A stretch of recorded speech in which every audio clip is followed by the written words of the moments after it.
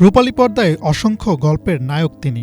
বাস্তব জীবনেও নিরাপদ সড়কের দাবিতে লড়ে যাওয়া এক অদম্য যোদ্ধা।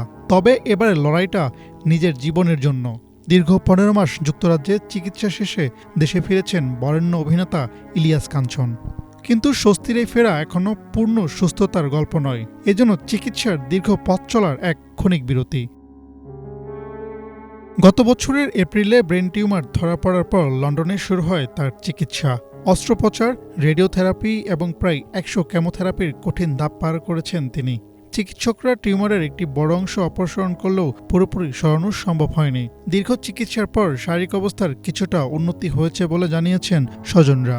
আব্বু তো যেরকম ডিটোরিয়েট করছিল আপনার ওই অপারেশনের আগে কিংবা ট্রিটমেন্ট শুরু হওয়ার আগে, সেখান থেকে আব্বু অনেক ভালো হয়ে আসছে।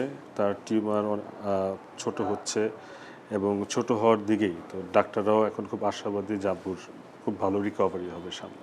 আর আমাদের জন্য গুড নিউজ ছিল এটাও যে আব্বুর যে টিউমারটা ছিল এইটা ছাড়া আর কোনো ধরনের সমস্যা অন্য কোথাও শারীরিকভাবে শরীরের কোথাও ছিল না, কিংবা ওটা যে আরও স্প্রেড করতে পরে দিয়ে এরকমও কিন্তু কিছু ছিল না।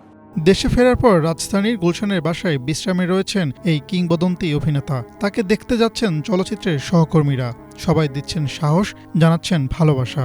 কথা বলতে এখনো জড়তা রয়েছে, তবে স্মৃতিশক্তি এখনো রয়েছে সচল। শরীর আগের থেকে ভালো শরীর ঠিক আছে, কোনো রকম এটা ঠিক না বললে চলবে। আচ্ছা, ঠিক আছে। খাওয়া দাওয়া করতে পারছেন? হ্যাঁ, খাবার দাবার খেতে পারছেন? হ্যাঁ, খাওয়া দাওয়া।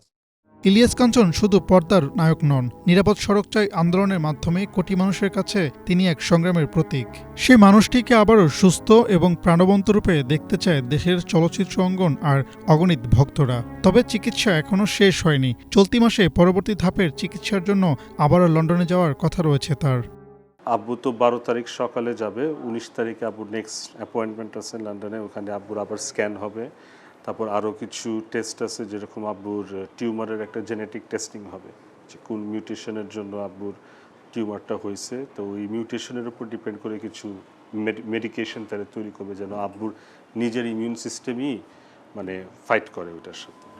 দীর্ঘ অভিনয় জীবনে অসংখ্য চরিত্রে জয় করেছেন দর্শকের হৃদয়। এবার ভক্তদের প্রার্থনা একটাই, জীবনের সবচেয়ে কঠিন সময়ে সুস্থতার এই লড়াইয়ে জয়ী হয়ে যেন আবারও আপন মানুষের মাঝে ফিরে আসেন সকলের প্রিয় অভিনেতা ইলিয়াস কাঞ্চন। হাসনাত জুবায়ের, বাংলাভিশন, ঢাকা।